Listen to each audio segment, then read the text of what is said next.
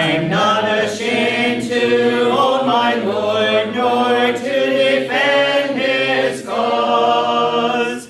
Maintain the honors of his word, the glory of his cross. Hello, I'm James Brown, and on behalf of the Eastern Church of Christ located in Toronto, Canada, I'd like to welcome you to Thursday's edition of Walking Through the Bible, a podcast where we seek to study the Bible and the Bible alone. Please stick around afterwards for information on how you can contact us. But for now, if you have your Bible with you, please turn to the book of Genesis, and we'll turn the time over to Jeremy Diesekamp for our study of the day. Thank you, James, and welcome to all of our viewers. This is the 57th lesson in our study of Genesis. Yesterday we covered Genesis chapter 17, verses 9 to 14, discussing how circumcision would be the seal of God's promise between Abraham and his offspring. If you missed that episode and would like to watch it, you can find it and all of our other podcasts on our website at www.eastendchurch.org. You can also find them on our YouTube channel at www.youtube.com/EastEndChurchOfChrist under the Walking Through the Bible Genesis playlist. Today we're going to begin with Genesis chapter 17 and verse 15 and read through verse 27. The text that you'll see on the screen is from the English Standard Version, but you're welcome to follow along with any version that you have.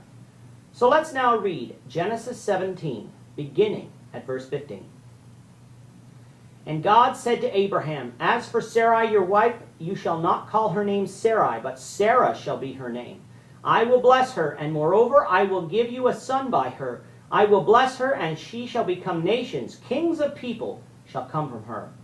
Then Abraham fell on his face and laughed and said to himself, Shall a child be born to a man who is 100 years old? Shall Sarah, who is 90 years old, bear a child?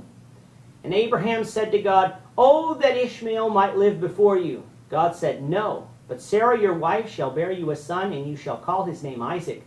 I will establish my covenant with him as an everlasting covenant for his offspring after him. As for Ishmael, I have heard you. Behold, I have blessed him, and will make him fruitful and multiply him greatly. He shall father 12 princes, and I will make him into a great nation. But I will establish my covenant with Isaac, whom Sarah shall bear to you at this time next year. When he had finished talking with him, God went up from Abraham. Then Abraham took Ishmael his son, and all those born in his house or bought with his money, every male among the men of Abraham's house, and he circumcised the flesh of their foreskins that very day, as God had said to him. Abraham was 99 years old when he was circumcised in the flesh of his foreskin. And Ishmael his son was 13 years old when he was circumcised in the flesh of his foreskin. That very day Abraham and his son Ishmael were circumcised, and all the men of his house, those born in the house and those bought with money from a foreigner, were circumcised with him. In this chapter so far, we have God reaffirming his covenant with Abram. Because Abram was to be a father of nations, Abram's name was changed to Abraham, the name that most Bible readers remember him as. The seal of this covenant between Abraham and God would be that all males 8 days old would be circumcised, for if they weren't, they'd be cut off from among the people. So coming down to verse 15, we have God extending his covenant to Sarai, whose name is changed by God to be Sarah. God says that he would bless her and that nations would come from her. Abraham laughed here because Sarah was barren and at that point in time was 90 years old. Despite his faith, Abraham just didn't understand how God would give Sarah children. Instead, he asked God to make Ishmael the son of promise, a request that God refused. However, God, just like he promised to Hagar about 14 years earlier, told Abraham that Ishmael would not be forgotten, for he too would be fruitful and multiply. Ishmael would produce 12 princes, and God would make a great nation of him. This nation would not be the seed of promise, but it would be a great nation. God kept this promise, for Ishmael is the father of the Arab people.